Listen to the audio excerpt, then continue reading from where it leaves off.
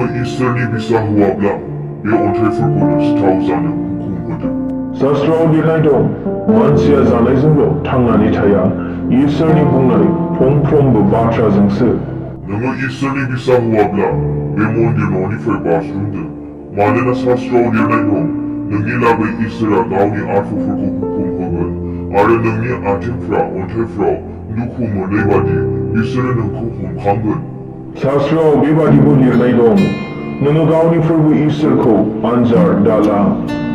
नोङो गुग्रुबनानै आंखौ खुलुमब्ला आङो बेफोर गासैखौबो नोंनो गथायजोबगोन। सैतान, नों आंनिफ्राय गोजान जा। शास्त्रआव बेबादि लिरनाय दं, नों गावनि फोरबो इसोरखौ खुलुम आरो बिखौल' दाव दाव खालाम।